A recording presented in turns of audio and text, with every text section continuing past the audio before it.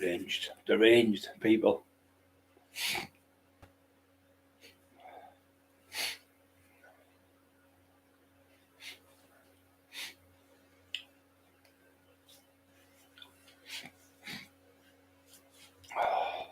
Chinos.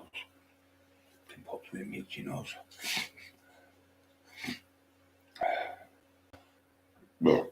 Bloody swales, good evening. My eyes are pouring and my eyes and my nose been pouring.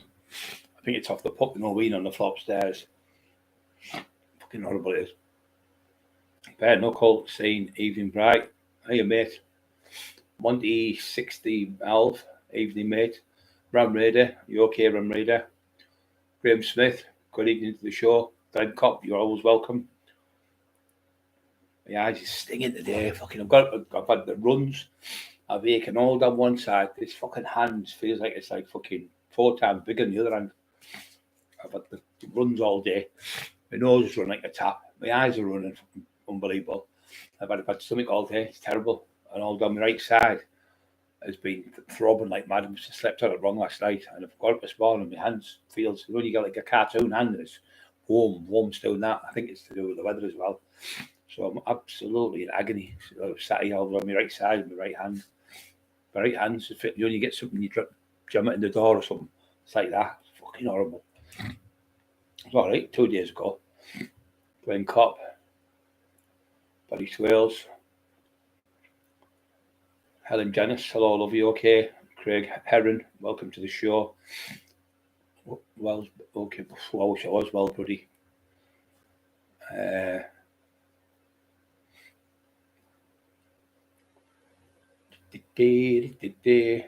Bobby, Eli, Wolf, yeah, Wolf's good. Wolf's upstairs, he's in the cage, he's awake, playing with his toys, he's no bother, that pup, you know. Out of all the dogs, it's the 14th dog I've had now in my lifetime. He's the cleverest one I've had. Eli's really clever. Charlie was clever, and what's the one he had? Wilson was a fucking lunatic. He was just fight everything. What was the other one? Scrappy was really intelligent. But so what happened is Scrappy copied Charlie, right? Because Charlie was really smart. But the one was in the documentary. The boxer. You tell my head fucking tried. And also, if they watch that one, they're clever. Now, Eli has watched Scrappy. So Eli is really intelligent. Eli can do the same as what Charlie could do. Scrappy could do. And Eli's doing it now. They can open the doors with the hands, with the paws. They'll jump up, balance on one paw and push down.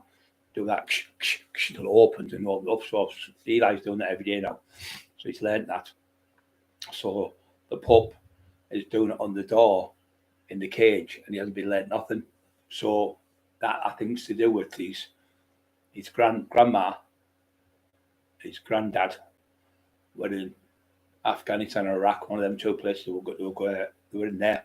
They were there dogs that seek people. You know, when you go for like, you get ones with the gun ones, and you get bomb disposal ones.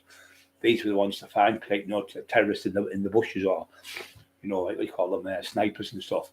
So when Emma was at the house, which she got from Leeds, he said, "Watch this, Emma." He said, "I'll show you how good they are. Watch this." So he said, "Come in the house." So they went in the house, and they went in with the little girl. She said, "Go over there, whatever her name was. You go over the road, go and hide in the back, one of them back gardens up there." And she hid behind like a dustbin or something like that, or wherever she's hid. So he went, "Right, go find such and such." So the dog got to the door, locked in, he opened the door for the dog. The dog's gone out, ran to the road. She's thinking, "I was going to get knocked over here," and then just went and stopped. Went that way, looked that way, walked across the road, got into it, went, "Woof, woof," like that. No, like looking for the little girl. Anyway, Seek, whatever her name was. He went, started sniffing on the floor, straight in the bushes, straight on the car. Woof, woof, woof, woof, woof, woof, woof, woof. Like, tell them, she's like, "I've got her." And then, bring her out. Give him these commands. Anyway, he's got her like that. Grabbed the coat, like she had a little belt around her coat. And I said, he's grabbed her, and he's walked backwards. What? I'm telling the story. and she's walked backwards with a little girl like that and took the little girl out and brought her out. Now that's what they do with the snipers and that. So say they want the sniper, where they don't want to kill him, they want to keep him to talk to him. They'll send the dogs in, he said, and do that. But they'll go like they'll send him to bite him. And he said what they do. They said if we go such and such, they'll go for the calf and bite a massive chunk out of the calf. Or you go say touch on something that neck, say for instance, they'll go to the neck and they'll just kill them straight, kill them, put them stone dead. But they go for the leg, calf, because they can't run then. Or if they've got a weapon, they go straight for the say they've got a weapon, they'll go for the gun to cast to stop them having the gun in the hands, they'll bite the hands. So they're really, really clever. So we've seen 3 of them today running in the river, and he's also got a Doberman. So and you can see that's what he's going to be like. Fucking marvellous they are. They're majestic when you see them running. Something blue, I think they're called. German blue, I think they're called. That's what they like. So his grandma and grandparents are come back from there, and his other dogs, so he's got the same later. They went to 2 police handlers. They're in the police them ones. Well, they've passed away now, but that's where they've gone all the family over the years to RAF, army, and police. That's what they do for a living. These people. Marvellous, isn't it? Yeah, he said she just grabbed a little coat thing, pulls it out the bushes, and we walked around the front. Never heard her. They went, go back in, and went straight back in. Yeah, he's so funny. So thing. I look at my hand. See all the little pin marks on my arm. Look at that. Scratch me to fucking death, biting me. He's like, he gets in my neck there. And he's on then he's holding on here, he's going, hang on, bite me, you fucking little bastard. These things are razor sharp, his teeth. That's off him, that. Look, you see all the cuts off him. There'll be no blood in me by the end of where he's going on. Monty, 16, Wales, Barry Swales, you okay, Barry? Hines, Old Bean. You are doing well.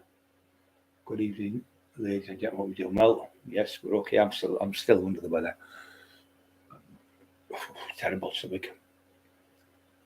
Peter the Vox, just see you sneak in. Timmy V sneaked in. Freedom. The few coming on tonight. Dominic, how you, mate? Oh, I'm rough, mate. Really rough. Please hit the like button, Jeff. Don't forget to push the like buttons, guys. 56 on. 12 thumbs up. Yeah, so I don't know what we're talking about tonight. I just think it's gone fucking mad, the world, with all these things. It's coming that thing we had not long ago where they have them jabs for. You can't mention the name, obviously, the starts with a C. Since that's been on, have gone to fucking pot, all the money gone up the bank. It's like, to me, it's all been pre-planned by something like the Illuminati. I think they're all in on it, these fuckers.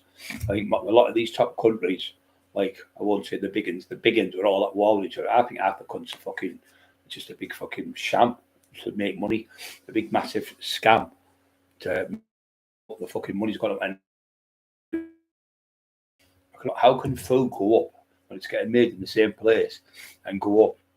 If the fuel hasn't gone up, the fuel's not gone up. How can the food go up in price? It's some places trebled in price in Tesco's and Asda. How can the food treble in price when it's the same food and the same additives and the same stuff to make it that it was before we had this fucking carry on with all these people fighting? So how come it's gone up? How can it go up that much? It's impossible. And then we had that other thing that you had to get the thing in your arm and everything. That we were all bad with that. That was another fucking load of it. That was all money scam. That was all a big money scam.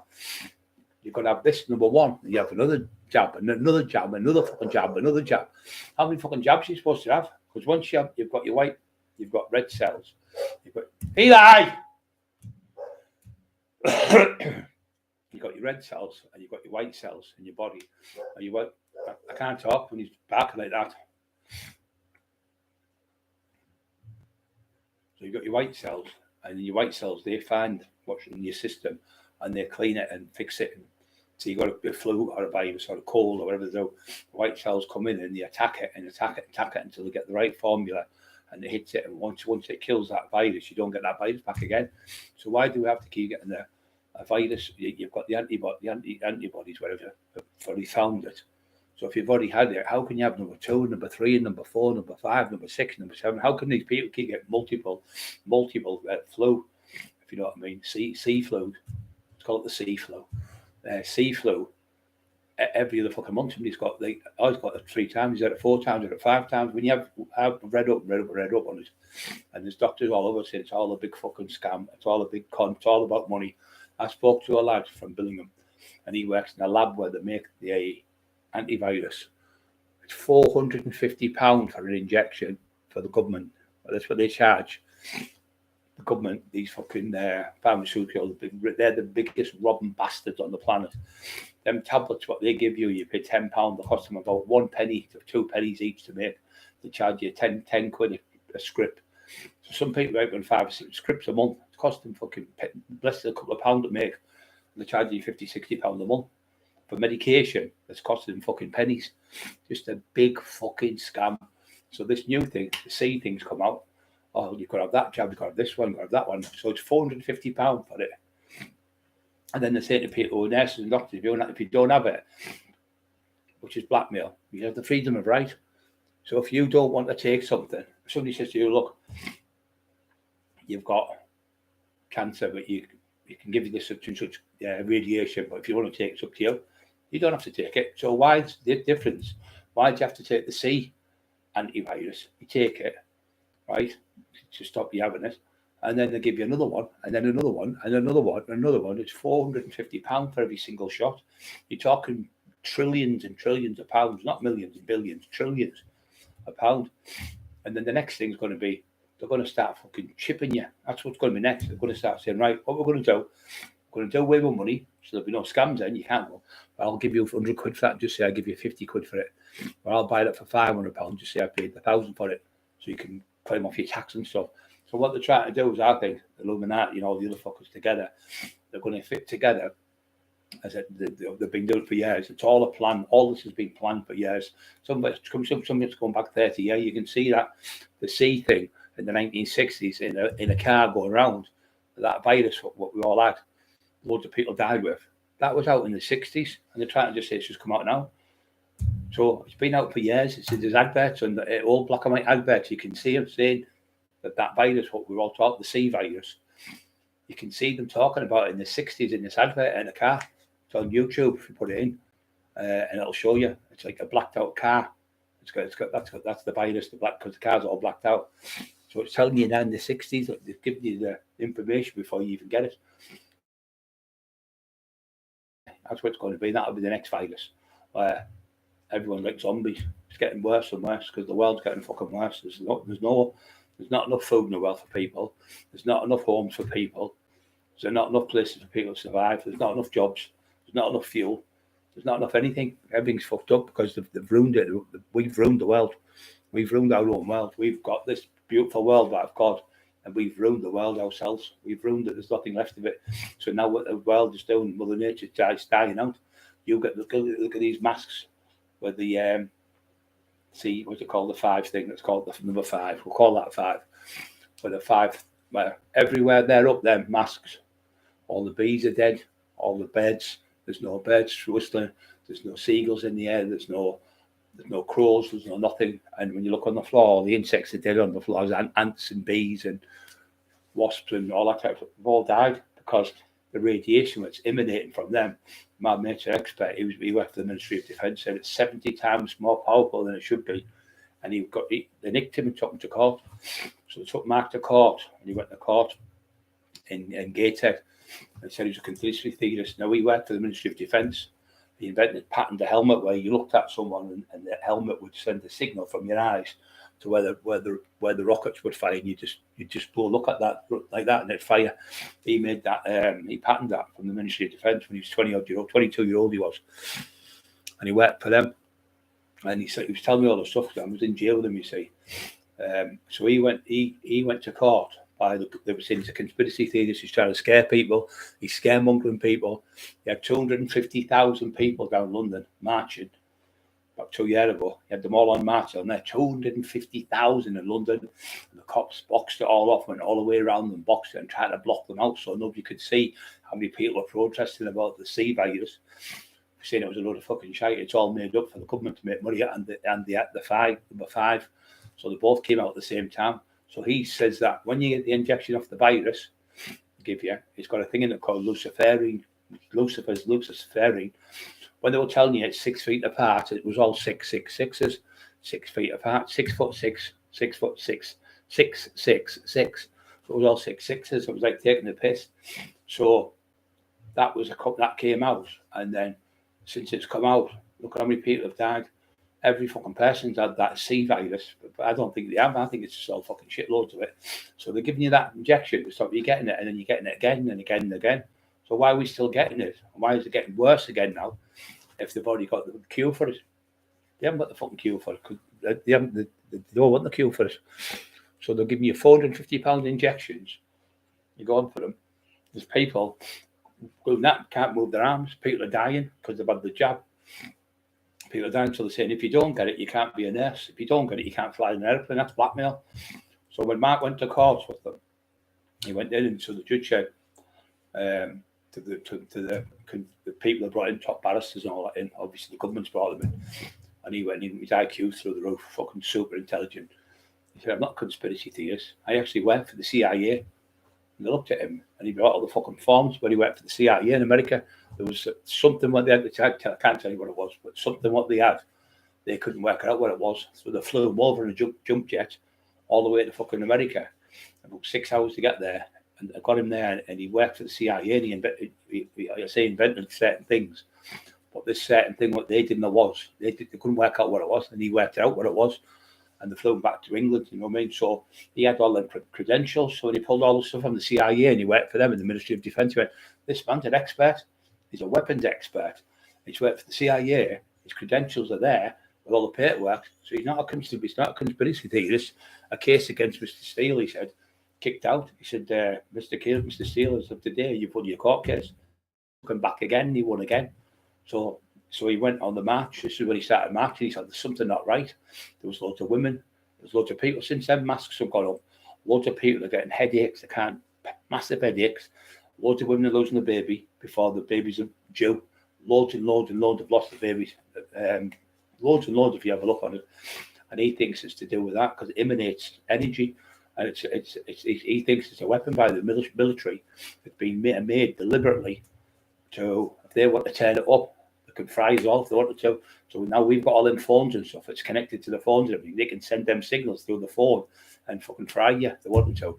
Because it's all he did the test with it and he showed them how much it was up. He said it should be something like 20, I don't know the exact word for what it's called, like gigahertz or whatever the fuck it's called. But it's not that, something else. Say 20%, it's 70%. He said it's 70% more, he said, than what it should be. So that's why all the bees and all the stuff are about dying, because that radiation's killing them. So if it's killing them little insects, it must be something to us. So lots of people are getting really bad headaches for the last 2 or 3 years, and it's all to do with their masks. Everywhere you've got them 5G masks up, people are complaining, and the people are saying, I don't feel well. They're going to the hospital, and people can't see what's wrong with them. But when they're testing them, they've got radiation poisoning in them, some of them. Got munchies, Peter the Box. She's eating something. Cannabis probably sounds like. 3 world wars, crazy.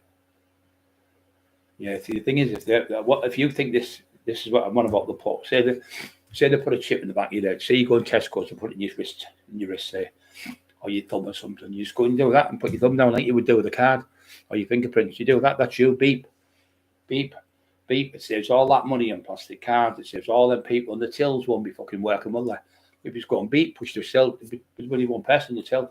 But you get all your people help you wrapping this food away and stuff. All them jobs will go, because it'll all be there. It'll either be a scam, go beep when you walk through on your head, or when you walk out the door, it'll go beep beep. And if there's one about the police, it'll go beep beep beep beep beep, or the alarm will go off. It'll tell you. So everything will be in that chip. What's in you? They've got them in dogs. Why aren't they going to have them in us? And the next thing will be, they'll start taking your DNA as soon as you're born. As soon as you're born, they'll take your saliva, put it in the lab test, put it away. So if you commit a crime when you're like, say, 15, 16, 17, 18 year old, you won't know to me. I've got my DNA, but they will have it because I'll have had it. But they'll sign off on the government where they can do it and take it without you even knowing. They're so fucking sneaky. They have your eyes out, and you don't realise what you're doing. You think, oh, the lovely people, these are great. Just a bit conning people into fucking taking stuff. Like I say, if you don't take that jab, you can't work. What are you going to do if you've got a mortgage? You've got 5 years left on your mortgage. £1 a fucking month. Nearly £1,200. It's got to nearly fucking quadrupled in price. You know, if you're, you think about it, how much has your wages gone up? They haven't quadrupled. Your money hasn't gone through the roof for your wages, has it? Got up 10% or something. How the fuck can they, the government, put that up that high? Because they know you've only got a couple of years left to pay your mortgage.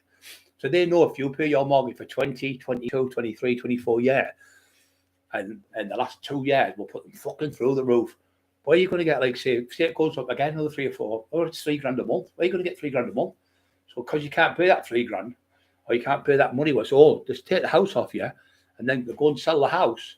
Then they get all the fucking mates, the solicitors, the barristers, fucking the agents, the fucking the floor people check the floors, or the fucking all the different fucking things you get. You the people where you get the house, and people sell the houses for you. So all of them get their cut out of it again after they've made money off you for 23, 24 years, knowing for a fact you're not going to be able to pay £3 grand a month. So they're going to say, right, you've missed 4, 5, 6 payments, I think it is. After 6 payments, and repossess your house off you. Just take it off. You can't do a fucking thing about it because you've signed a contract for 25 years to pay it and not to miss the payments. Honest, I'm telling you now, they're fucking horrible what they're doing. So they put it up that much now. People are struggling to pay their own bills. People are going to work, getting out of work, and fucking going to work on pedal bikes. People are walk to work. They can't afford the car. They can't afford the fucking petrol. They can't afford diesel. How's diesel and all your stuff? Everything's gone up, right? All the stuff's gone up. The shops like Tesco's. How can a cake go from £1 to £3 in 12 months? How can it go up that much? 200% it's gone up. It's gone up 3 times the price it was, but your cars haven't gone up. You know, everything's going up. Your mortgage, so your houses are going up in price every other month or something, right? But they're not going up as much as the mortgage lenders a bit. But they give you a mortgage over 25 years to pay that back. You have to pay it 25 years. If you can't pay that back in the last 2 or 3 years, that means you offer your house, especially if it's an interest-free one, right? Interest only. You're paying the interest for a house, and see you got a house for 100 grand 25 years ago. Once you pay the interest off, you still owe the £100,000. So where are you going to get £100,000 for to pay that fucking house off? Especially when they're charging you 3 times, 4 times, maybe 4 times as much. It's 4 times as much by now than it was. I think it was about 12, 13, 14 months ago. Every month it's gone up. Nearly every month, I think 9 to 10 months in a row it's gone up. How the fuck can it keep going up and up and up and up? It just doesn't make sense to me. Because these dirty, robbing, scumbag, gangsters. You call me a gangster, no, the real gangsters are fucking down the street, 10 down street, 11 down street. All them scumbags live there. Them scumbags, they go in there. The Blairs and all them, it's an illegal war. They've got weapons of mass destruction. They've got this, a load of fucking shite. It was all about the oil. It was all about the greed. It was all about the power. And you're in with the Americans, and all the Americans, puppet masters, the Americans, that's all we are. You do this, and you run here, you Blair. You do that, and you do that. And you went there, you checked it all, it was fuck all. Sam Hussein didn't have nothing. It was an illegal war. If you went to court now, and you had barristers take you to court, you would lose that court battle because you illegally went to war.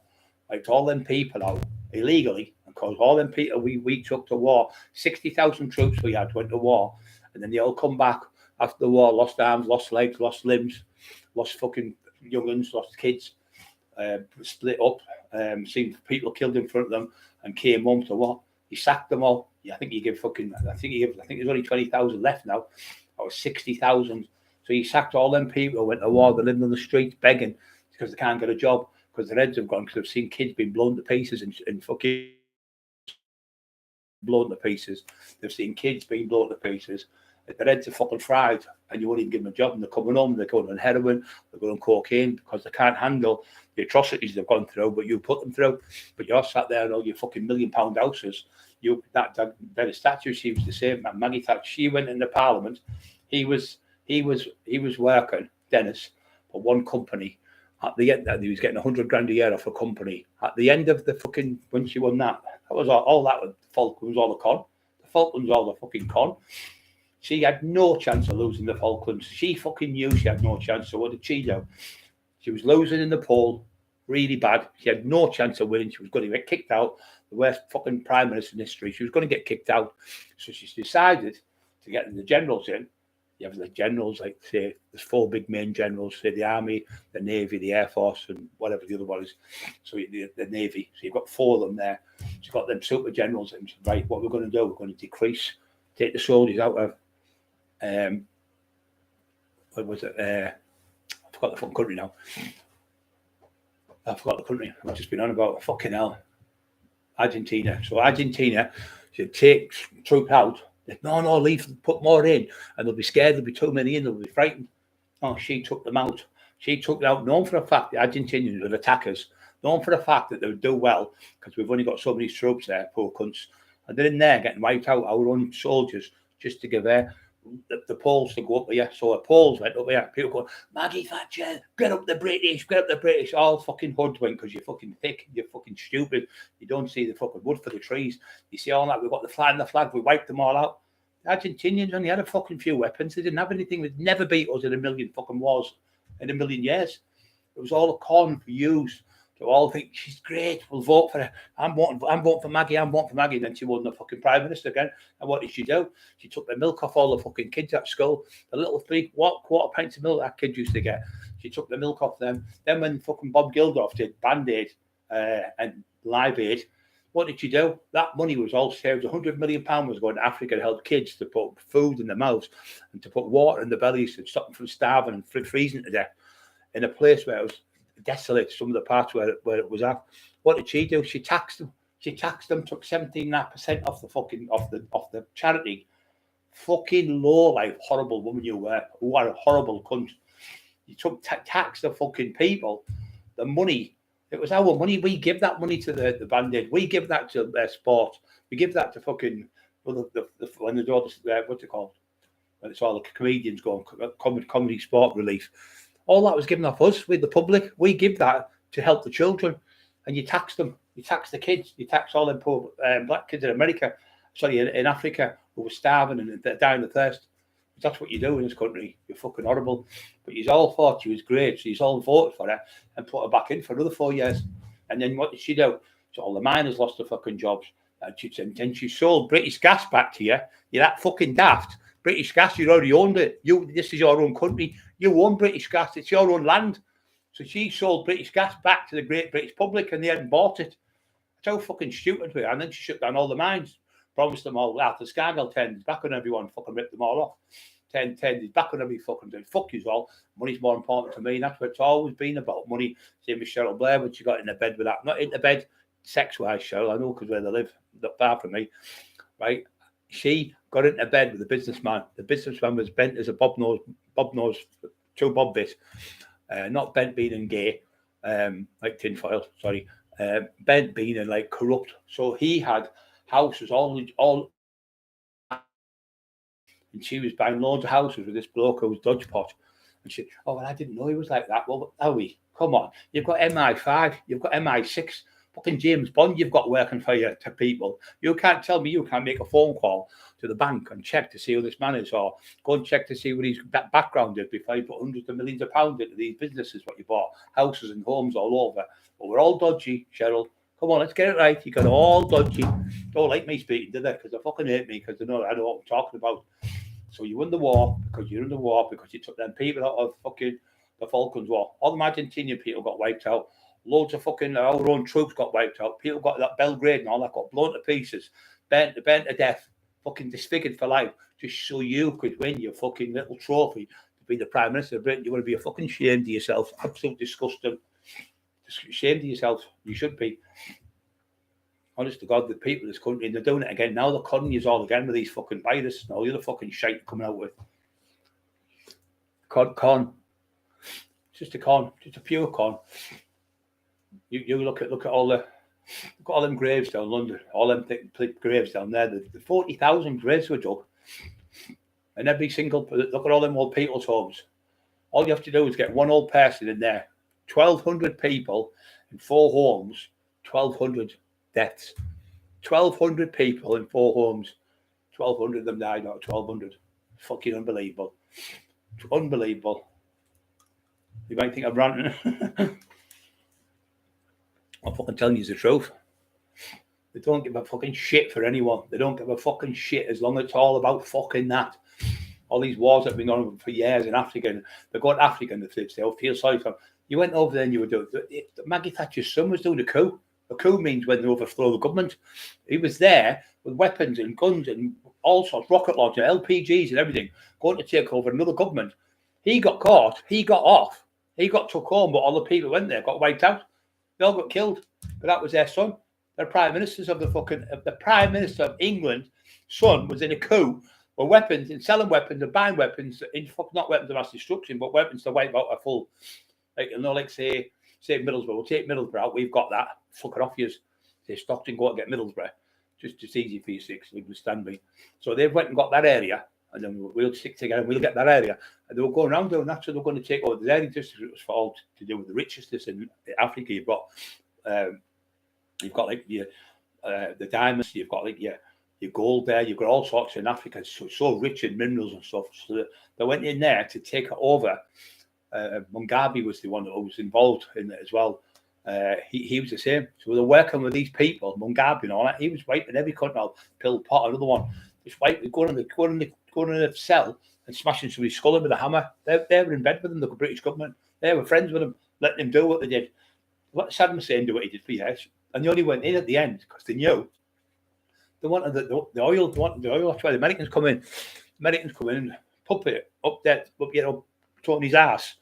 I might have been speaking British, but it was an American with his fucking hand making the mouth move. And you were just a glove puppet. That's all you were for the fucking Americans to do what they wanted you to do. And you complied to every single thing.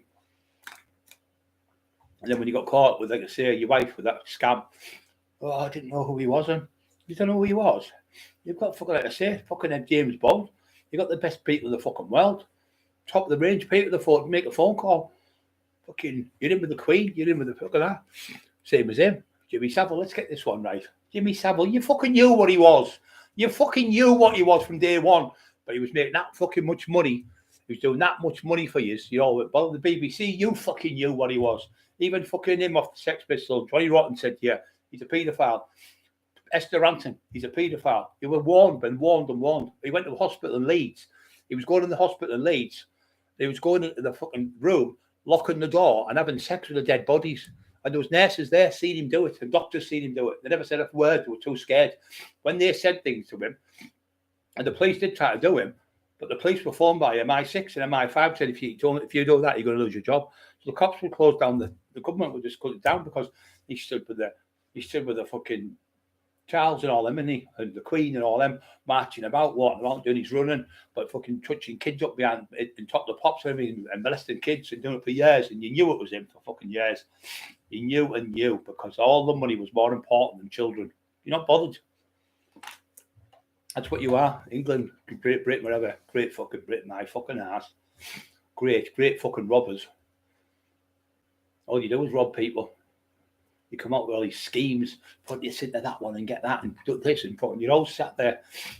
Yeah, you're the bigger gangsters now, whatever was. At least for me, I was just robbing drug dealers. You robbing decent people who live in decent houses. You've got old people there.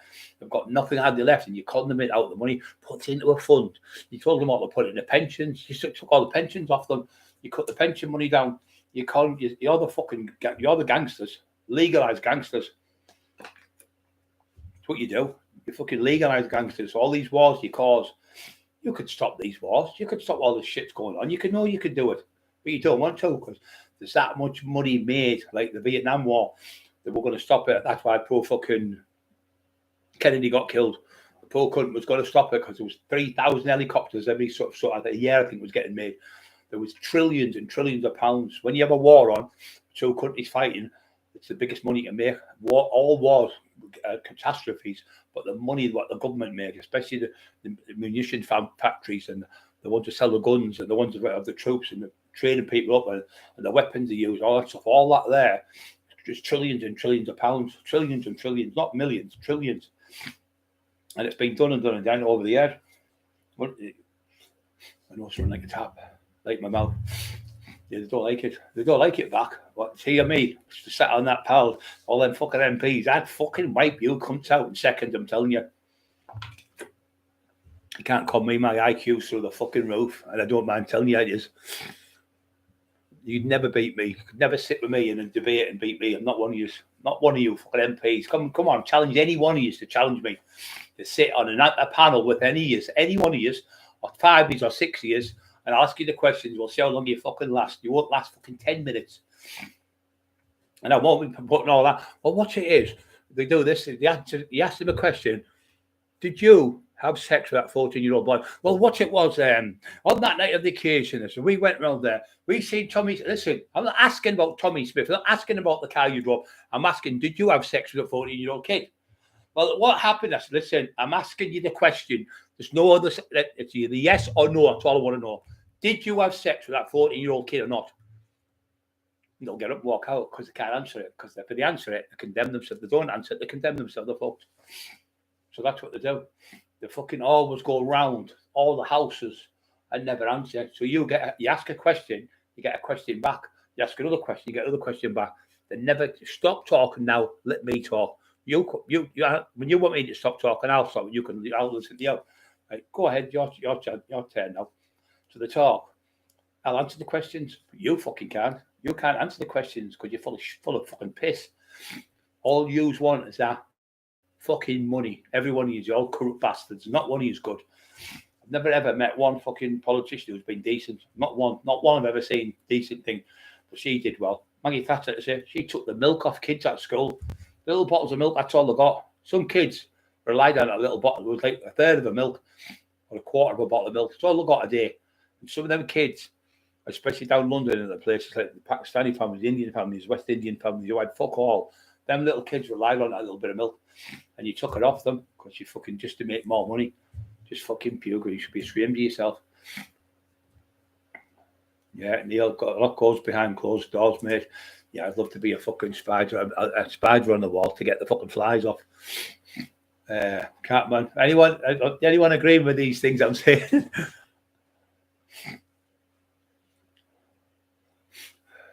The Birmingham government, BBC, let get away with it because he raised their money. Yeah, 100%, million%, mate. It's every single thing we talk about on here today.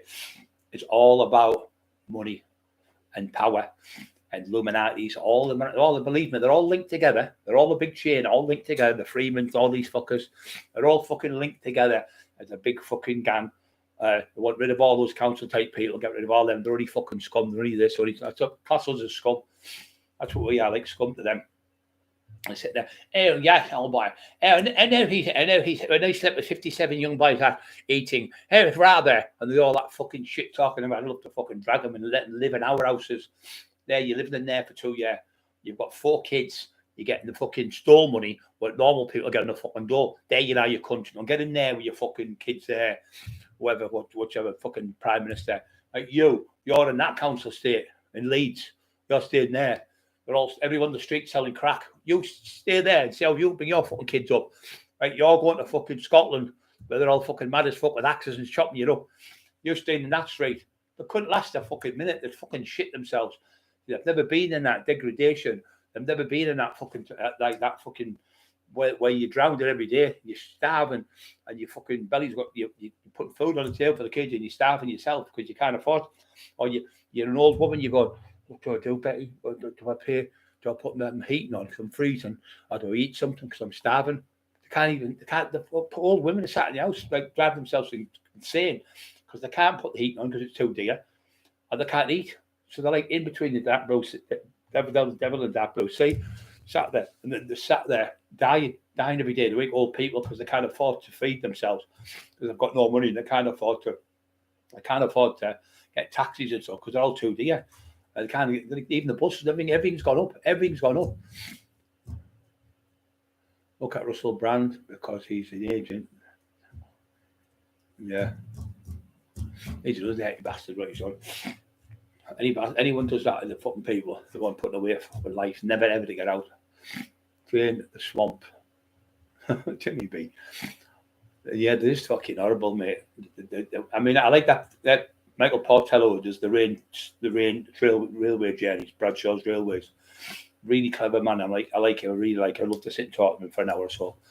Really, really love to pick his brains. Really intelligent man. He was a Tory MP. So he said, I'll go on the council seat. I'll be a man for a week. So he went on a council estate. I don't know where that was. I haven't got a clue. So he went on a council estate for a week. He was on there and there was a kid having beans on toast. There was, say, 4 kids and he was there with the man. Wasn't there? It was him. He had to be the man for the week. It's about 2 or 3 days. There's no wonder people drink and smoke. I couldn't live like this. I couldn't do it. 3 days and I'm struggling. He says, after this, I'm resigning being an MP. I can't do it no more. I thought, good on you. Because you realise how hard it was for people on the council estate. Even people working on the council estate who've got houses. It's still so hard to feed the family of 4 or 5 kids and put food in the house and get a job and pay your taxes and your bills. And you're juggling your money all over the fucking place. You're struggling every day. They're just getting up every day because they'll smoke a cigar, £200 cigar, more than what you get all fucking probably working for a fucking week. I've never known hardship. You put them in them council houses in the northeast like we are now, in houses, and then put them in there and see how long they fucking last. They wouldn't be able to do it. They couldn't handle fucking living in a council house. They couldn't handle the fucking amount of money. What, £96 a week to look after 4 kids? That wouldn't even buy them a cigar. Wouldn't even buy them a fucking ticket to the Daphne, darling. Have you get the fox around the neck or that shit, all that crap, big diamonds and all that stuff. And they look down at us like we're shit. Well, we're the ones who fucking put you in power. We're the ones who trusted you. I don't vote for no MPs. Never have done, never will. They're all fucking pile of shite. I do. I've never seen one who's decent. Only that one Portello when he came out and he said, look, put my hands up. He says, I got it wrong. He said, these people are struggling. He said, no wonder they take drugs on the estates. No wonder they drink. And no wonder the way they carry on. He said, drive anyone insane. He really, really was like nearly crying when he come off. And he said he does the train journeys. He's a really nice man. But at least he told the truth. I don't know how they do it. Make me laugh. All sorts going on. Yeah, I've watched that. TBB, you haven't already, then please hit the like buttons. Yeah, don't forget to push the like buttons, guys, if you can. Only 35. Surely, after they get 265 years in jail after this rant, I hope you fucking send me some money in jail. I hope you get me out. Free Big Bry. Free the tax man. Because like I say, same as the taxes. The people put all the money, ploughed the money into taxes for years and years and years. They did it for about 50 years, 30 years, paying the tax. And they stopped it, took it down, and said, oh, you can't have that. There's your money, what you put in. They've used all that money, stole off them, and now you don't get no money. Or they put the loads of money in the different funds where it's all been took off them. All the government took it off them. It's fucking terrible. Just completely scumbags. I wish I could tax the government.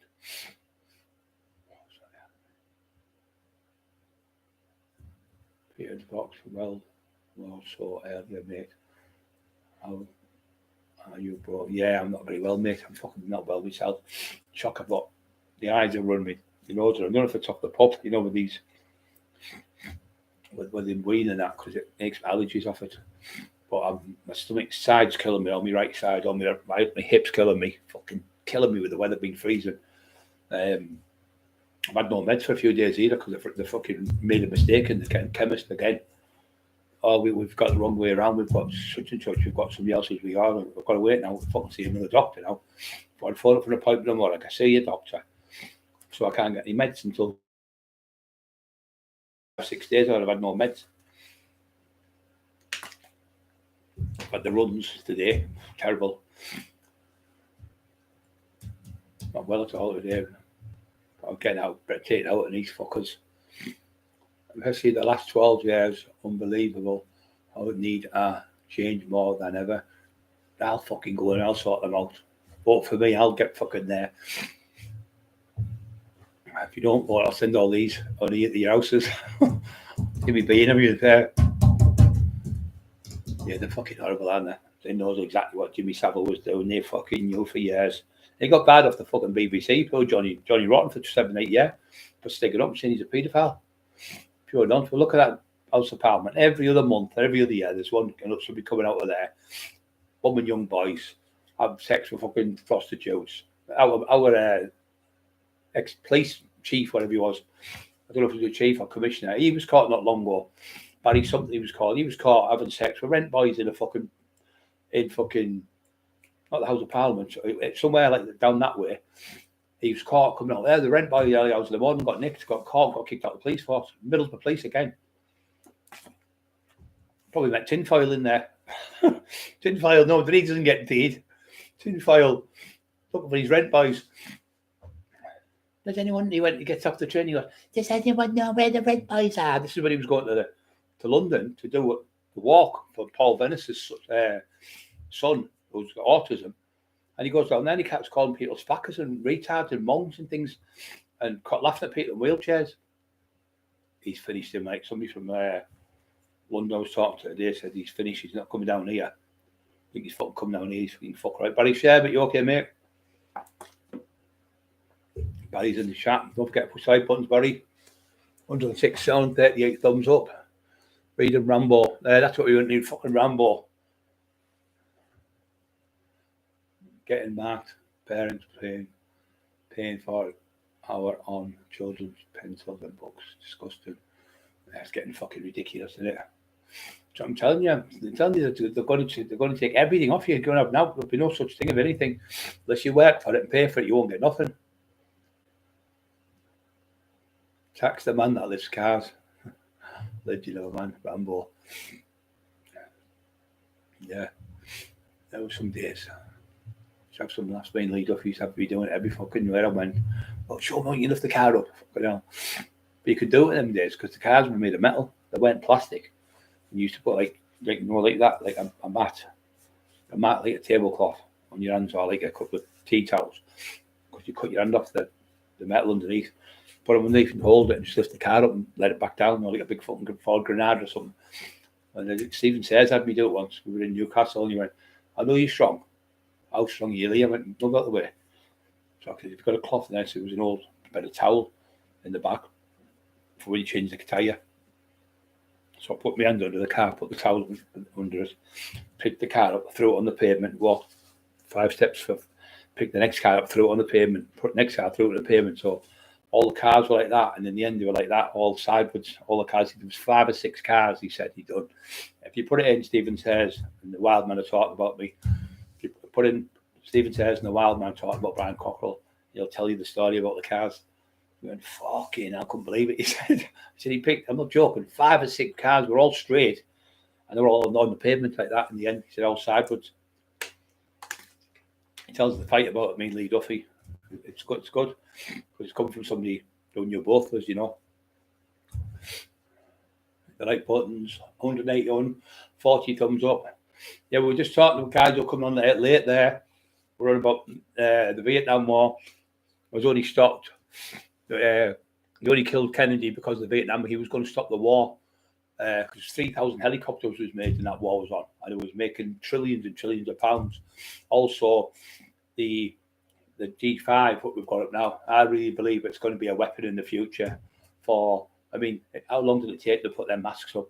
You know, the council, it'll take them a fucking month to put a little hole. You put a hole in the road like that. I broke my ankle. It'll take them fucking 3 years to fix it. All of Ingleby Barwick was done within about 4 or 5 weeks. Thousands of them all down the A19. They were up all day, and they were only fucking like them cherry picker things were on where you up and down and them all day, 7 days a week, 7 nights. That was like a military style precision. That 7 days and 7 nights a week they worked until they were all done. And they're up, and everywhere you go with them G5s, all the bees are dead. There's no black birds. There's no ants. If you look on the floor, they're all dead on the floor. There's women losing their babies all over since they've come up. The radiation's still the roof. My mate Mark Steele took it to court and he won a court case against them. He went to London. He took 250,000 people met in London. Did a rally down there. They got arrested because he was talking on the steps. They arrested him. Said, "You're under arrest." What are we under arrest for? Well, they have to tell you why you're under arrest. Well, we don't know. So they arrested him. The other mate, Sean Speake, who was a journalist. He was down there, and 250,000 of them in London, known for a fact this 5G was a con because he spoke to professors. He's got about 100 people, professors, doctors, nurses, movie stars, comedians all around the world. He's got hundreds of them on his page where they all say it's all bullshit. It's all made up bullshit. It's all to do with Illuminati. It's all to do with taking over the world. That's what it's all to do with. So we believe that as well. So, and we're on about Jimmy Savile. We believe that the government knew from day one that Jimmy Savile was touching kids up, because when I watched a documentary with this bloke, he used to go to Leeds and he used to have sex with dead bodies called necrophilia. That he used to go in the room and lock the door and give him a key. Why would you go in the morgue with the key and lock the door behind you? He was messing about with the dead bodies. He's a pure fucking nonce. So he goes in there when he looked up, tin foils underneath one of them. Tin foil, that's what's where he got the lead, isn't it? Tin foil. Falcon swallowed a pack of seeds. Yeah, that fucking dirty little wrong'un. Yeah, disgrace that laws need abolishing. Exactly. Get rid of the fuckers. We don't need them. Just have your own MP in your own area. You go and sit at the fucking hall. You have a big hall and you go in there and you vote in there. Why do you need all the ones right around the world? If you've got, say, Middlesbrough, you've got an MP for Middlesbrough, you go and sit with your MP for Middlesbrough, who's for your constituency, and you go and sit there with him and you go and have your votes in that area where you're at. Why do you need to go to London? Why do you need to go here? Just have in your own area. Pick whoever you want in that area to be the chief of police, the mayor, all in one. Whoever gets it does everything. Becomes the instead of having a mayor, chief of police, have the designated job for everything. Like, you know, the chief of fire brigade, the chief of the police, the chief of all them go under one man. So you've got the chief of fire brigade, all them, but you've got one main man who's the head of everything there. Maybe say the mayor. So the mayor controls everything. You've got your chief of police, chief of this, chief of that, and you have them, and you go and sit, and you can sit, like the public can come in and listen to see what's going on, then we can know what's happening, not closed behind closed doors. We should have the right. We pay your taxes we pays for use of the police. We pay you, so we should have the right to be informed what's going on, and we should have the right when you're going to vote for stuff, not when we're not there. When we're there, we have the right, and we have the right to freedom of speech, and we should have the allowed to go in them buildings where you're voting for this, that, and the other, but we don't know what's happening on. So then we can, whoa, that's wrong. So there might be 98% of people against it, and there might be just 2% because it's the mayor and the chief of police or whatever, because they're going to make a fortune out of it. So you want to have people in there who are on both sides of the fence, so you can listen. So it's 50-50. So you can listen, the public can go in, 50% of the public and 50% of the MPs or whatever you've got in there, or people who work who are doing the jobs in the area. Just go shoplifting everyone else. Oh, what's happening? People can't pay for the food. What are they going to do? They're going to steal. People can't pay for the heating. They're going to go and steal, aren't they? You're going to have to. So what they're doing, they're building a rod for their own back, because in the end, it's something like £1,000 a day to put somebody in jail, or more, I think it is now. So they're putting people in jail for pinching, I don't know, £25 worth of shopping. Insanity. By the time you put them in jail and they say they get 3 months in jail, that's £30,000. £30,000 for £25 worth of shopping. How the fuck does that make sense to me? Because it doesn't make sense. Does it make sense to you? Right, you sold £25 worth of shopping. Give me 25 days. That's £25,000, £1,000 a day in jail. I think it's more. I think it's £2,000 a day now. So say it's 50 grand for £25 worth of shopping. Doesn't even make sense. It's insanity. Never going to know. We've got no fucking money. White collar crime, fucking crimes, going to jail for them. Mental. Yeah, he did have something to do with Yorkshire. They reckon that he was involved in one of the murders of the Ripper, and because he lived right next to him in a flat. The Ripper used to come to his flat, because where Savile lived, he had a flat, and where there was a body found was about a couple of 100 feet away from Savile's flat. And they reckon that he got the Ripper to do that, because later on, you see him with poor Frank Bruno, where he's in Rampton or Broadmoor, and he said, and I took the piss out of. Obviously, he had a mental breakdown, and Bruno shaking the Ripper's hand. Didn't know it was the Yorkshire Ripper. And he's shaking his hand, and then they put a badge around poor Frank as a joke. Jim will fix it for you, and took the piss out of Frank. And he said, the cunt's done deliberately to me, because Matt Legg was telling me, because he knows him well. He said, they knew it, didn't know it, because he was on the crack when he was really bad. So I had him shaking somebody's hands if it was like a doctor or something. But Savile set him up. Yeah, just outside his flat, yeah. Savile's flat, just around the corner from where I think he lived in the top flat. And you come down, it was at the bottom of the flat, the body. And the police even said that the thing he had something to do with, because he used to have, what he used to be was a DJ in Leeds, see. And then he used to come in, he was shagging young girls there, 14, 15-year-old kids in there, sometimes less. And when he was getting done, the police would come in and say, right, we're going to do you.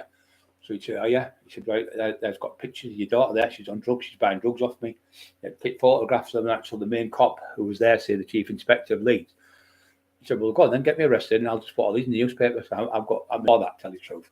So he was that powerful. When he went in Broadmoor, you won't believe this, he had the key to the fucking cells where the women were in Broadmoor. How the fuck have the key to the cells?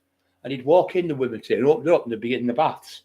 And the breasts would be hanging out and they'd say, stand up to them and things like that. And they'd just do it. He'd put his hand between the legs and start doing things to them. But in there, that's how fucking much power he had. Yeah, he's full of them. They're on to me. They're saying, I've done this. Next minute, MI5, MI6. If you don't pull away, this is to like high-ranking police officers. If you don't pull away, you're going to get the sack. You're going to get kicked out. And then they close the case down. Because he was making millions and millions and millions of pounds. So money meant more than children's being beasted. £1 billion, £1 trillion wouldn't be worth one kid being hurt. I'd rather fucking burn the money and have the kid safe than have the fucking £1 trillion any day of the week. Fucking, if it was you or your child, you'd know fucking different. Because I've been through it with my own brother.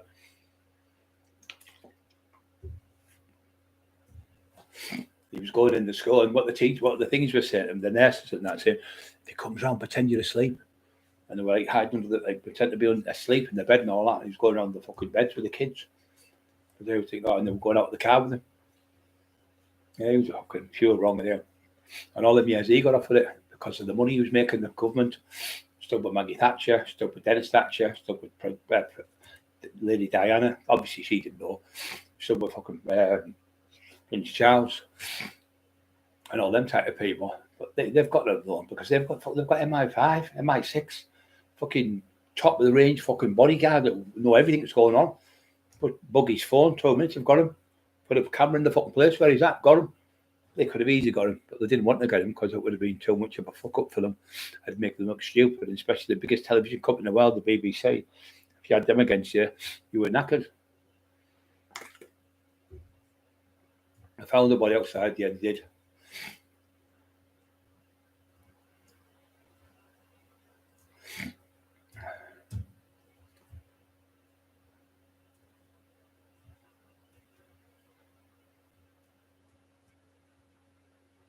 Yeah, the poor country. I felt sorry if I was talking to Matt Legg about it. Matt Legg was telling the condom because Matt knows him well. He did a few debts for her, Frank. I'm going to go and see Frank Bruno over there, Matt Legg, because he knows where he lives. He should tell him I'm going to come down when I get better.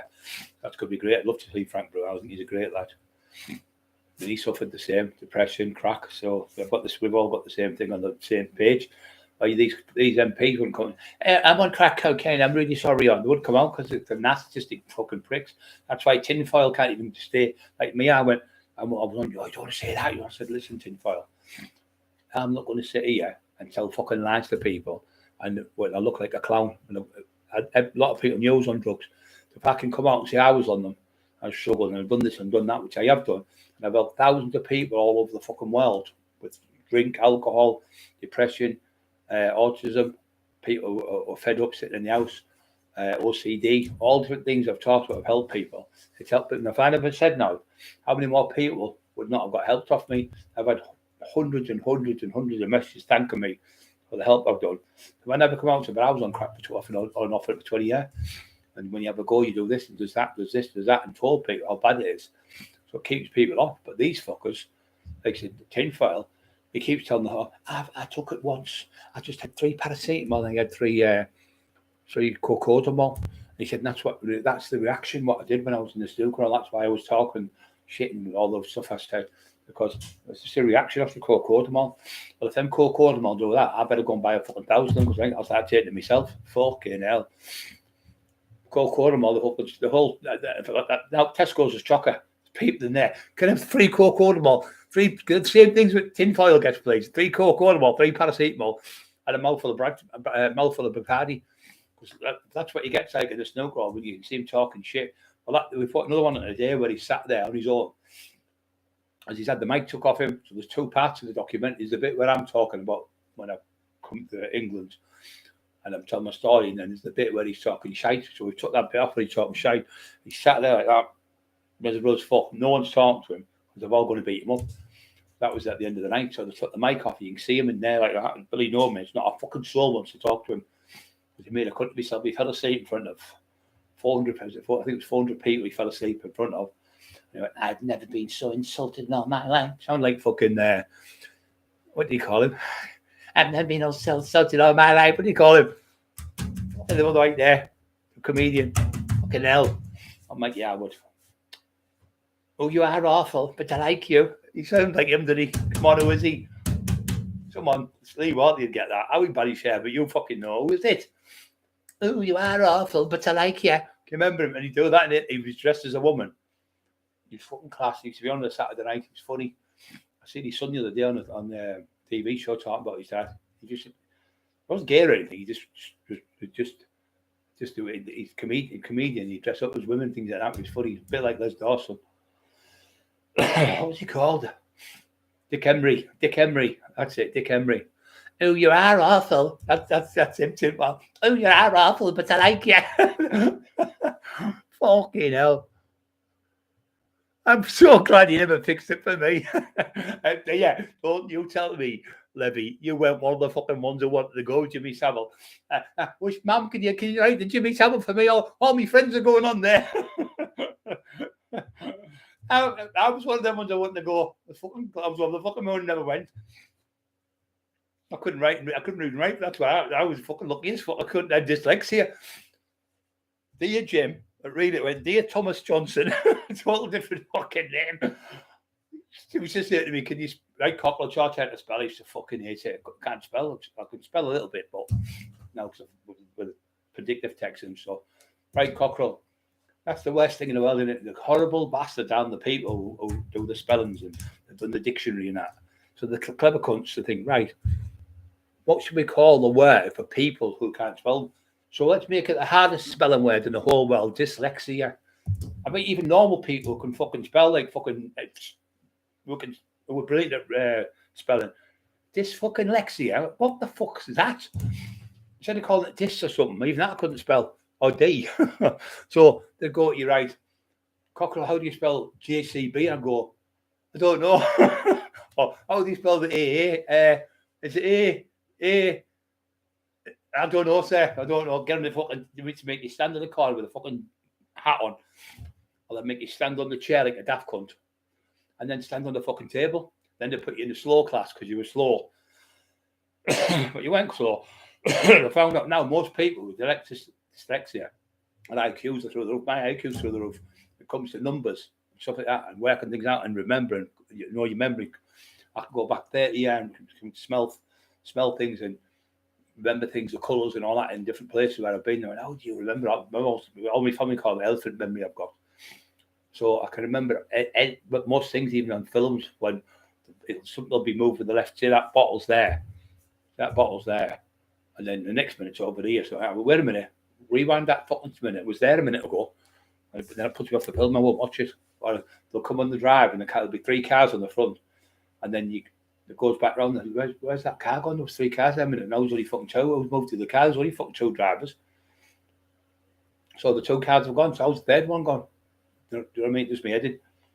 So he goes, you're always over the top of things, you. No, it's just the way my brain is. It just see things. And it's not right to me. Or the glass is like 3/4 away with whiskey or something, or the drink, and the next minute it's full. Like the cocaine in it on the Godfather. Sorry, not the Godfather, not Carly, what was it? Scarface. There's about that much on the table, about 2 kilos. And about 30 seconds later, there's about fucking that much on the table. Well, he hasn't fucking snorted that. No, the elephant couldn't snort that much in that fucking quick time. Yeah, so yeah, the fucking shit that come out with it. Don't forget, push the like buttons, guys. 47, come on, let's get it up there. 96 on. I'll get fucking struck off now, man. You watch. You are awful, but you like it, Jamie. Jamie, you are awful. Dick Emery. Yeah, fucking Dick Emery, that's what we'll call him. Oh, Jamie, you are awful, but you like it. I bet he fucking likes it. I bet he fucking does. Freedom membership's coming up. Evening, everyone, Freedom Rocking. Neil Birmingham. Groucho out, robbing nose. Grouching. My nose is fucking running. I'm fucking call the call. You silly cunt there. My nose is running. Gouching. Silly cunt. That's you, Jamie. That's Jamie. Oh, Jamie, we are on for. That's you, Jamie. We knew you'd come on, little fucking. Where's the rent boys? Ooh, can you tell me where the rent boys are? The fucking weirdo. Absolute proper weirdo. Absolute weirdo. Could you tell me where the rent boys? You've got a fucking kid on the train, all his mates at school, Jameson, and the army cadets, they're all laughing at him. Your dad the woofter, your dad's this, your dad, this is the kids at school, saying all these things. Your dad's into women, your dad dressed up as a woman, why's your dad wearing makeup, why's your dad wearing a dress, why's your dad wearing lipstick, why's your dad wearing stockings and suspenders, why's your dad walking around like a weirdo? They're all doing that at school because this one we know lives in the same area as where his son, his second best mate and his best mate live. And she said, the thing they're doing that house with that poor kid is disgusting. She said, absolutely disgusting. He's walking around calling himself Beryl with women's clothes on and stuff like that. And the kid's seeing everything in the house. The kid was sleeping in the same bed as his mum. He's 14-year-old. We'd go around, us, and we're getting out of bed at like, say, 8, 9 o'clock. Why is he in the bed? She must have been asleep there with her because he was pissing the bed, the other bed. Or she's got in his bed because he pissed the bed. What 14-year-old kid sleeping in the same bed as his mum? It's not fucking right. And Maniac's seen it, and I've seen it, Bobby's seen it. Loads of us, Terry's seen it. There's about 20 witnesses to prove it.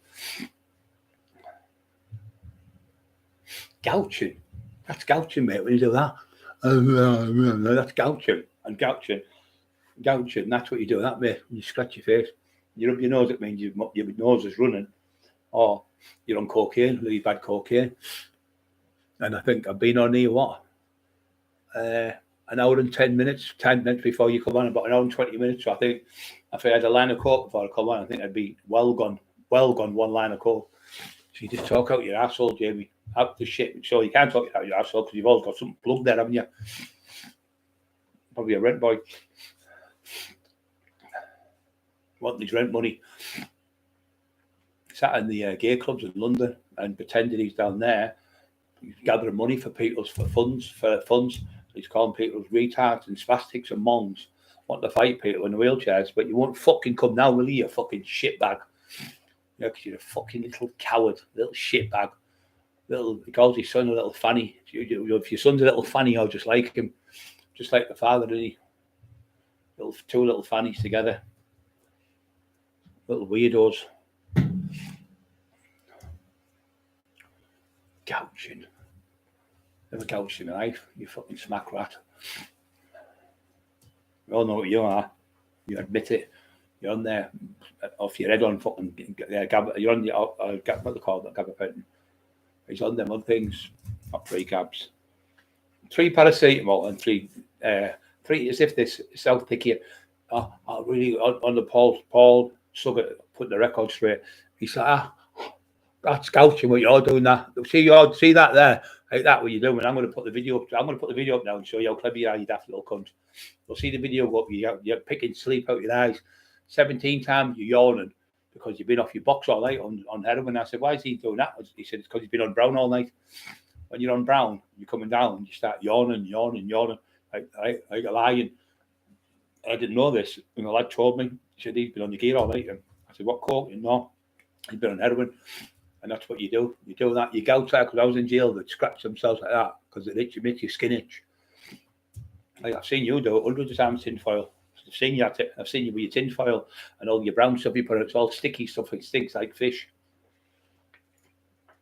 All smelly brown head. How's Shirley Crabtree still eating the pies?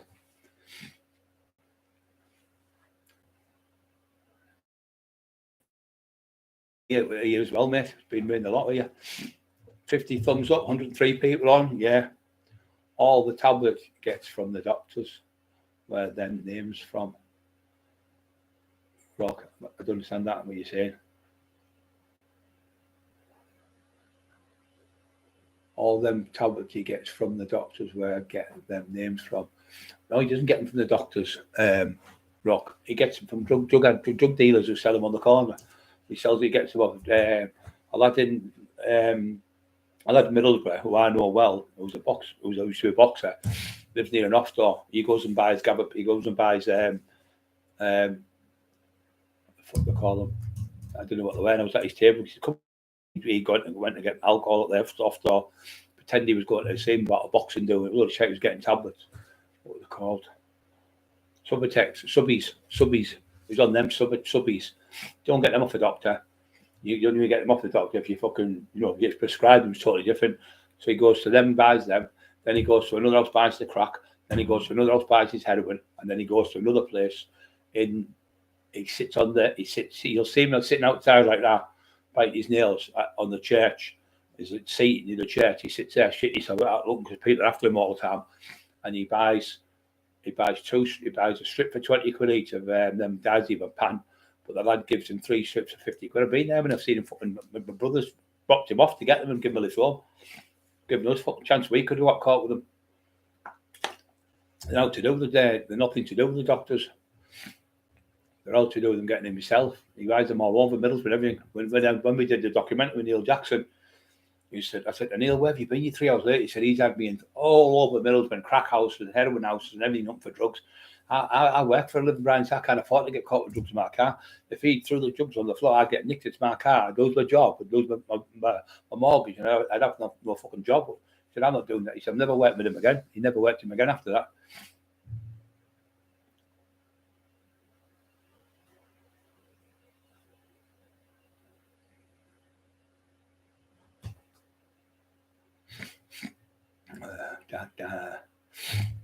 My nose just killed me.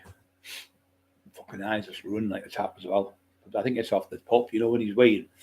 But I've got allergies, terrible. I've been like this for days. I don't know if I'm full of cold. I've been like this for fucking 2 days now. Terrible. All my right side fucking hurting me.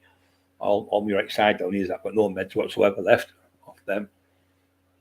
But still come on. Even fucking bought the pieces. My hand feels like it's trapped in a door. Just complete. And then I went to the toilet. Come out of the toilet, when you kick your foot with the bed, and he brought me fucking little toe. You're like, you just crack up and you go, yeah, fucking bastard, and you go mental in the house. I said, nothing's going right there. I knocked a fucking packet of sweets over there, went all over the floor. And I was looking for my fucking meds. I went, I haven't got no meds, what are you doing? When you had fucking lactis and stuff, but I don't take the ones that tell you to take all the time. I just take like a bit, but I don't end up looking like that fucker. Gouching. Never gouged in my life. Like I said to you, I'm still waiting for you. Come and get the P test. Take a hair follicle off my hair. You take a hair follicle off your hair. Let's give it to someone and I'll give you some. You get somebody to come to my house. The same person, get the same hair follicle, put it in the thing, zip it up, tape it up. You can be in the car. You can come out, put it in there, and you can get somebody to come out to your car and put yours in mine. We'll put them together. We'll get the person in the car and sit like that with it. I'll video them so it's not getting touched. We'll go around to the post box. We'll put it in the post box. It goes to the post box. We'll get it back from the lab. They'll get 1 sent to you, 1 sent to me. Mine and yours together to your house, and mine. Yours can come to mine, and mine can come to mine. So we both get the same. So we can open it up there. The label can be opened up, and you can read what you've had, what I've had, and we'll see who's on drugs. So let's do that, tinfoil. Let's do that, you fucking scumbag. Because you won't do it with you because you're shit house. Or let's say me do this there. You keep going about Viv Graham murder. Let me get the police involved. Get the police to come to my house and I'll do a lie detector to prove once and for all you're a fucking compulsive little fat, greasy turd of shit. And fuck all. You've never had a fight in your life. You're a cowardly little shitbag. Every time anyone offers you out, you run like fuck. You've been battered the last 6 times you come back to Teesside. You've been chased all over the fucking place. You're jealous to death. That's the thing. He's jealous to death. That's what it's over. I've just realised why he's coming also because the Danny Christie fight's been up there. I'm refereeing it. Yeah, I'm in the film. You're in. Fuck all, you little tramp. You haven't got a penny to scratch your ass with. You've had your house took off you. You've been battered in fucking Eston twice. You've been battered in Normanby twice. You've been knocked out in the village, and that's why you left the village. You've had your house repossessed because you blew all the money on fucking Brown. a whole lot's gone. You've got nothing. Your car's gone. You've got not a penny to scratch your ass with. You're hiding in a police house in Newcastle, and you've had to move from there to Leeds out of the way because you've compromised it again. So you're hiding in a council house in the middle of nowhere, hiding, shitting yourself. And when you're over the border the other day, you nearly got ran over. Two lads were coming on the corner and said, let's run the cunt over. And then somebody said in the back seat, no, don't, because Brian will get the blame for it. I said, I'm fucking glad you never ran him over. You were over there, paranoid to death like that, looking around everywhere you were going, shite yourself in Middlesbrough the other day. You were only there about 20 minutes. Probably talking fucking shit. Talking about Paul Sykes. You never knew Paul Sykes. You didn't know Paul Sykes. You only get to know him through other people telling you about him, like Simon Ambler, who taught you about when you went there. You only got to know Paul Sykes because you went to meet Shirley on the bus. You went to Wakefield because she was on a dating site. So she said, do you want to come and meet me? Going to come and meet me? She said, oh, yeah. So you got mortal drunk and off your head on tablets and fell asleep on the bus. So you fell off the seat and rolled on the floor. So she said, before you got there, she said, don't worry, I'm at the bus stop and I'll wave the bus down for you. So he said, I don't know where to get off. So she's waved the bus driver down. She said, oh, there's a lad with a such and such green parker on. Oh, yeah, he's on the floor. He fell asleep. Yeah, he's weed himself and that. And the bus driver said, so she's got on and got him up, put him on her back, fucking big jelly crab tree, and took him off the bus, dragged him off the bus. I said, what did you do? I said, if that had been me, that had been a girl I was going to meet. And she pissed herself and whatever. And she blamed that. Everyone was looking at me. I wouldn't get on the bus. I'd walk away. I'd say, oh, no, that's not the person I want about. Sorry, I've got the wrong bus. I'd get off. I'd get off the fucking bus. So she then took him home to her mum's, stinking of piss, took him upstairs in the bedroom, stripped him naked, put him in the bathroom, showered him down, and then jumped into bed with him. Oh, I don't need to know all that, Shirley. I don't need to know. She went, oh, I'm just letting you know. She said, I said, what did you think of that when you seen like that? I said, I'd have been embarrassed. I thought it was quite funny, actually. I thought, you're desperate for a man, you're fucking desperate. And that's why you stay with him, because you can't get a man. But the last time you had a husband, he binned you, and he got the kids took off you. He went to the kids, because they came to your house, Shirley, Christmas Day. Your daughters came, and you phoned me and said, Brian, please help me. There's only you I can help, but please help me, because you had about 10 arguments with him in about fucking 2 weeks, and I sorted them out. So I said, what's happened now? She went, he's only spent £180. No, £90 he spent on coke, and he was making it into crack. He's been smoking at the table in front of my son, and my 2 daughters have come in once, I think 13, 14, I think they were. They've came in and said, what are you doing? Take a snip. He'd been smoking the crack on the night, sorry, got it wrong. The next day, so he's at the table in the kitchen, he's sniffing stuff. They've got out of bed and come down the stairs, the kids, and he's downstairs. He's been up all night. She's been in bed with Jameson, and the 2 girls slept in a double bed because they only had 2 bedrooms. So she's came downstairs, and I know she's still in bed, I think, asleep. Dave came downstairs, so the kids have come down. Jameson, the kids, he's opened his toys and all that stuff, and he's at the table sniffing fucking whatever powder he was sniffing on the table. I think it was coke. And then the kids were coming, what do you think you're doing in front of me, my stepbrother? He's only fucking 10-year-old. You're taking, let's start swearing at him. I don't think you're swearing at used to. I own this fucking house. I run this house. I work 7 days a week. And if I want to take drugs in my own fucking house, I will. He's fucking crying at him. And they've said, he's taking drugs in front of Jameson. He's sniffing stuff off the table. Christmas Day. So then they've gone on the phone to the dad. He's calling them, you don't fucking tell me what to do in my house. 7 days a week I work. 7, all that shit. So the young girls have gone out crying because he's shouting at them. You call him, you fucking dickhead, they said to him. She said, dickhead, I'm a dickhead. So he's went on the phone. She said, well, get out of my fucking house. Get out of my house. Throw them out of the house Christmas Day. So they've gone on the phone to Harrogate, where the kids are from, the dad. I think we call him Dixon. I think he's called Dixon. Madison or Dixon. I can't remember which one it is now. He's had to send, I don't know if he sent a taxi for them, but she said it cost me ex-husband. He was a proper husband. Said he paid for all the bills, never had drugs, nothing. I worked hard. He said, I don't know, I wish I was back with him. She was saying on the phone to me, no woman scorned. This is when I got the gen on him. So she went, and do you know something else, Brian? So she said he spent £90 on coke. He's gone back out with the last £90, which we need for like next week for shopping for like, because it's New Year. I've got nothing else. He's blew it all on drugs. So once, woman scorned, she said, and I'm sick of him. I'm going to leave him. I've had enough of him.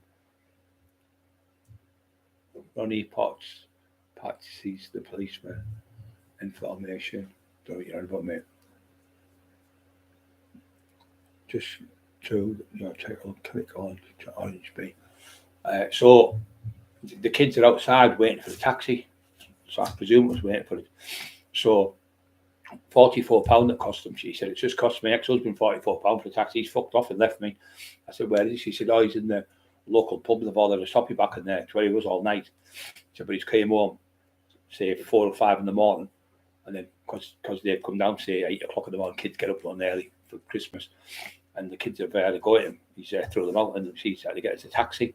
What an embarrassment for me. He said, so I leave it with me. I said, oh, what are you doing? He said, I'm just out. He said, she phoned you and told her. I said, oh, I'm just wishing you happy birthday. I'm sorry, wishing you happy Christmas.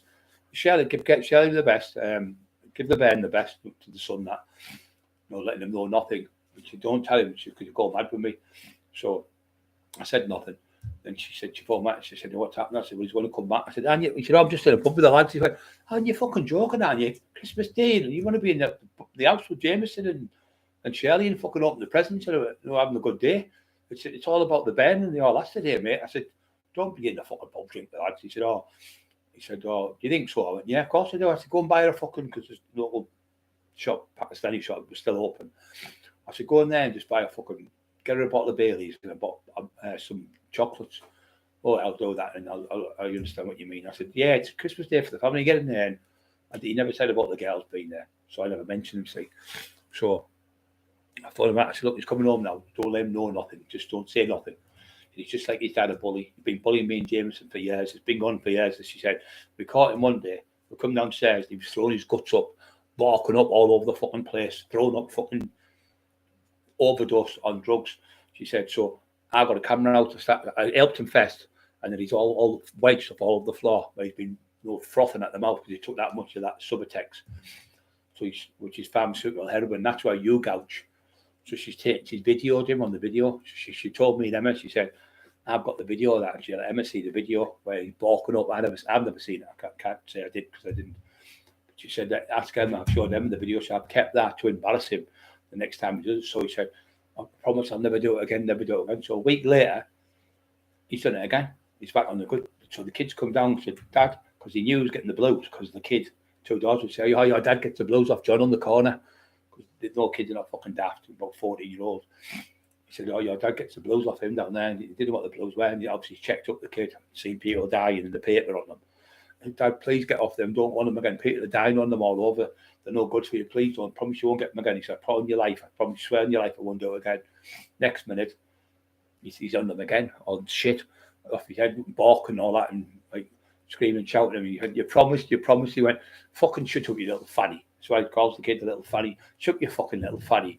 At the end of the day, he said, it's my fucking birthday today. That was last week. I've been off him for a week. I'm entitled to have a fucking a blow every now and then. And that's what he done to the kids. So then she phoned me and told me everything. She went, he doesn't even write the books. Do you know, when I'm upstairs with Jameson, I'm in the bedroom all the time upstairs. And I have to sleep with Jameson. That's to keep Jameson away from him sniffing that shit, because he just does it in front of him. He's not bothered when he's off his head. And then he's talking to women and the ladies of the night, and he's talking to fucking rent boys and all sorts on the phone all night long. He's doing that to me. And the kid can hear everything. He's not fucking stupid. And he's telling his friends at school, they're all talking about it at school. So it's embarrassing to death for me. And he's just a bully, just like his father was. His father used to bully his mum and hit his mum. And he's bullying me. And said, I've had enough of it. I can't take it no more. I said, I'll tell you one more thing for you. He's not the author. All he does is dictaphone everyone, gets a dictaphone, asks them the questions, and he gives it to me. I put the earphones on, and I sit in the bedroom so you can hear me. I could hear the noise. Couldn't work out what it was. I was coming in. She was upstairs. I'm just up here doing something, and she was upstairs typing in the bedroom upstairs while he's downstairs sniffing shit, pretending he's the author of the books. That's the truth. God's honest truth. On my brother's grave, 100% the Lord there, my brother's grave, telling you the truth. 100%. Everything I've told you, there's the truth. Every single thing. And she went, when you tell him, Brian, that I'm scared and all this, and you want me to give him a good eye, I'm not giving him a good eye. I'm not doing that, Shirley. Good nose doing me head in.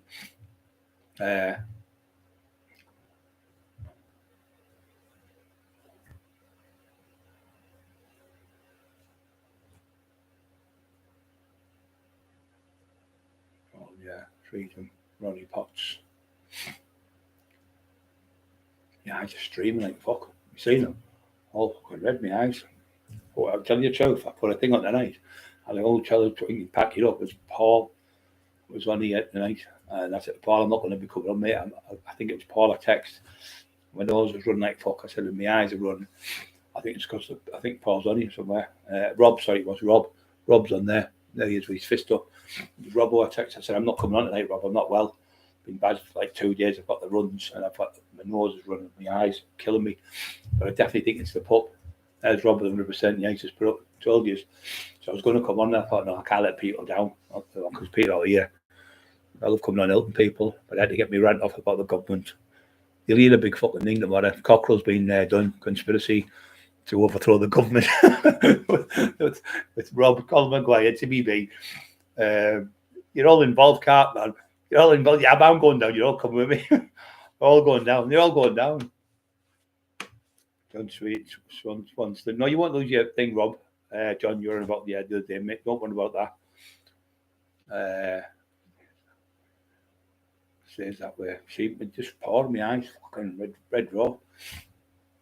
I think a lot of it's to do with looking at the screen. I've been reading up as well. No, it's just the screen. That's why I'm drinking loads of water to try and help it. I drank yesterday. You notice I haven't been coughing up for them. Yesterday I had a little bit.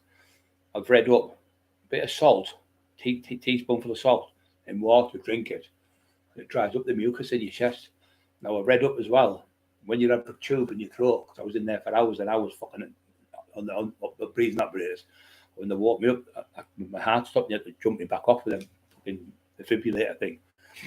So when them tubes are in your mouth for an hour or two, you can catch an infection off the plastic. The plastic can get in your throat.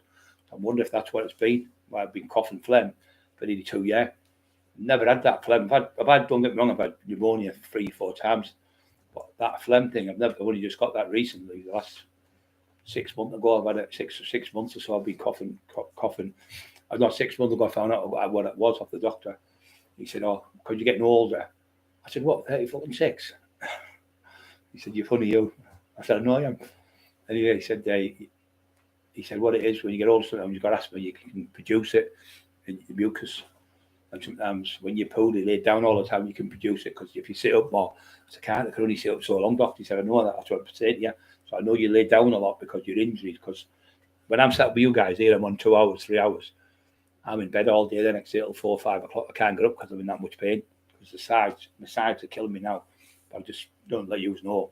Obviously, I'm not telling you now, but it fucking kills. I can't explain the pain. It's like a complete tear. When you tear a muscle, it's like having a tear, or it's like it's spasms under there. Key Commander's got the same thing. They had the same operation off the same doctor who fucked him up as well. Freedom, she should have left them up. But yeah, but the thing is, imagine it's like me. I did the book with them, and she typed it all out. I did some of the stories, most of the stories. Emma did some stories, so it was a joint adventure. So it was like the tax man, Brian Cockerill. But I always tell Emma written the book. Do you know what I mean? So she typed all the stuff out and did all the hard work. Steve Race is the same. Emma did all the book, did 80% of it. He did about 20% of it, and Neil Jackson that helped us with the photos and stuff.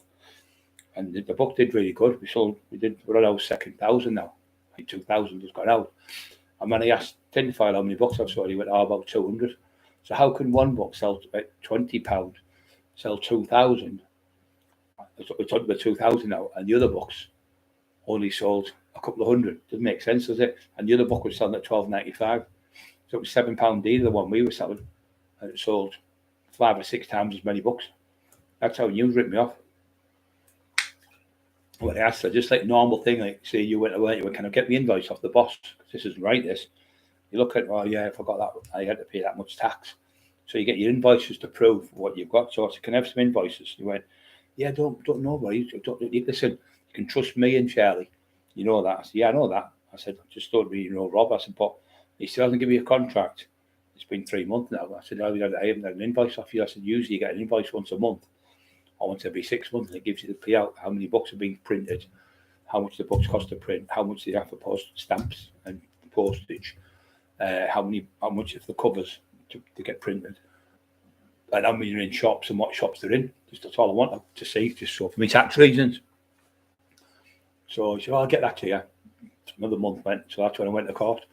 Like I say, when I went to court, the judge said, "Well, what if you get Mr. Cockerill in the last year of the book being out, because by the time we went to court, it took 6 months to go to court. So it was like a year or so, just under a year, I think it was. I said, what proof have you given him of proof of payment of royalties of the book? He went, nout. He never said nothing. He said, nout. He went, nothing. Nothing at all. I couldn't see his head shake, but I could imagine it because we were on the phone. So he said, nothing at all. He said, well, full disclosure to Mr. Cockerill. He said, I can have that in 24 hours to you. Here we are now, 3 years later. Still haven't got it. Because he wouldn't give us it, because it would be detrimental to him. So when we went to the court date on the day, they said they'd lost all the invoices and all the invoices and all the receipts and all the paperwork to Amazon and Waterstones and all the other shops. And the judge went, that's very, very convenient on the day. You've been telling us now for 3 years nearly, 2.5 years, I think it was. 2.5 years, you've got all the paperwork, and the day of the trial, you lose the paperwork. Doesn't wash with me. So he said, what I'm going to do? I said, well, what I'm going to do now? You know, he said, well, you've had a rough time with these because they haven't been true. They haven't been truthful coming forward. He said, so what I'm going to do, I'm going to give you a letter. You now, Mr. Brenton, have to give Mr. Cockerill a letter of permission to go into all outlets, Kindle, audio, Amazon, Waterstones, and all different branches all around the world, Spotify, all in different places, electronic books, audio books, every single thing that you've sold, or any platforms or any books that you've still got, you have to give Mr. Cockerill that paperwork. He still hasn't given me it. And that was after the court order. So Brenton has done a runner, which is the boss. He's fucked off and moved from his house. And tinfoils moved from his house. Isn't that funny? Because we were going to court and we were going to send the Crown Court fucking sheriff to their house, bailiff. That's why I was getting my mate, because he Mark the bailiff, that's what we call him. He's from Hemlington.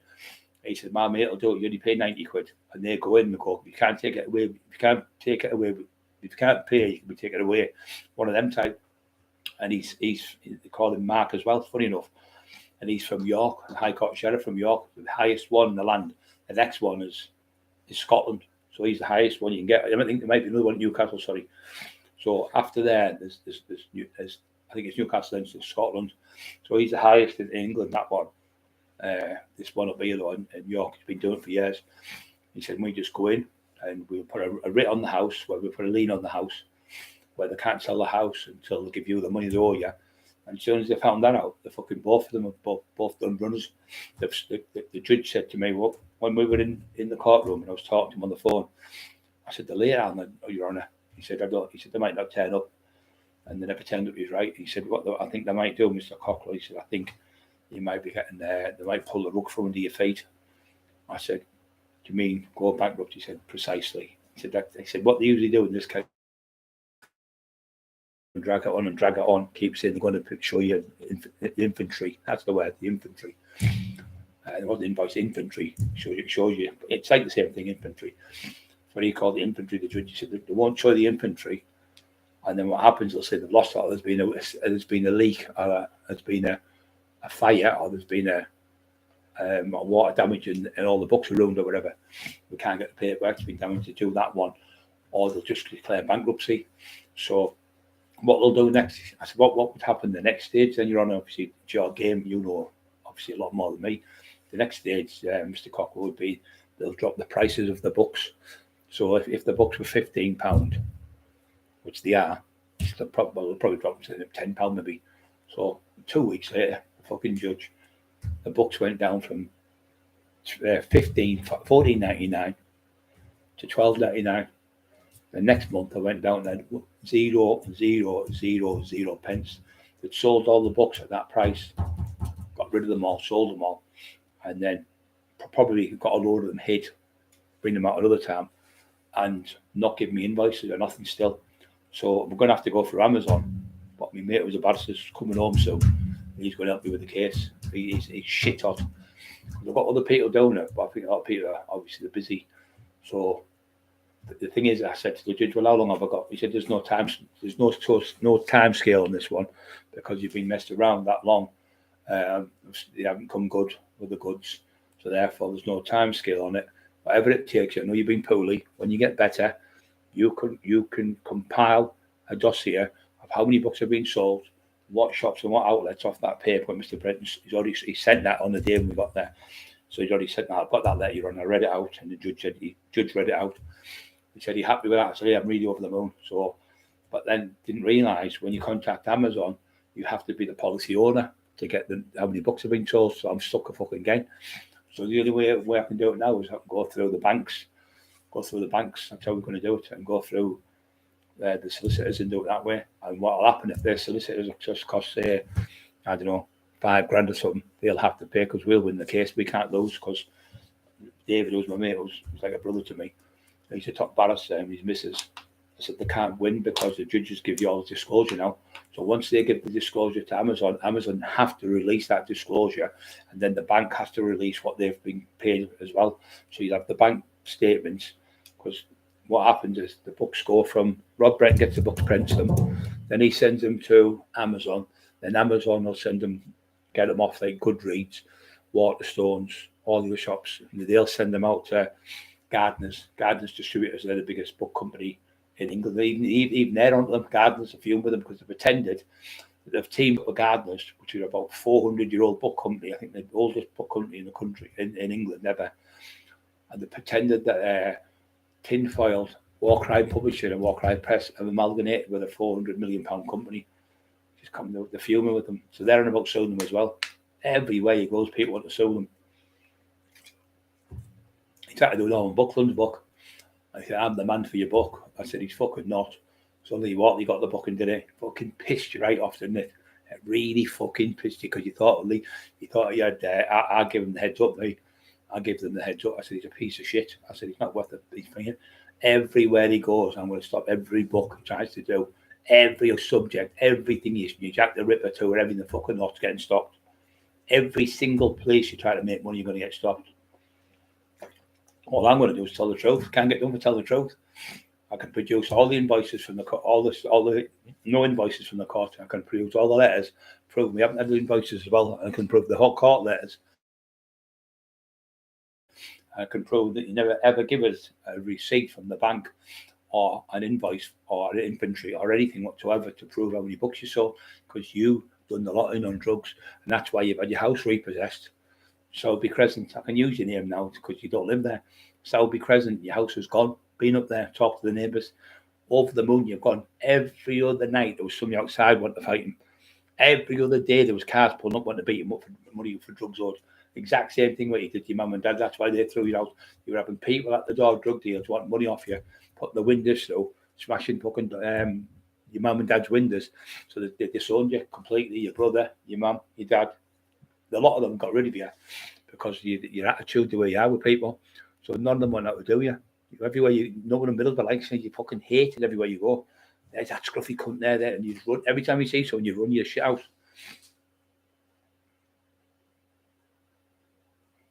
Rumps the car on the football field. Right, guys, I'm going to shoot. It's only an hour and 40 minutes, but I'm excited. It's killing me now. What a good laugh there, what there? It'll be in the paper in the morning. Taxman's been arrested, taken on the government. Don't leave me in them fucking cells. Break me out. Oh, you couldn't have wrong one. Oh, come on, you do, yeah. Oh, you bastard, what have I done? Oh, what a fucking doorball I am. Can't do it, just me head in.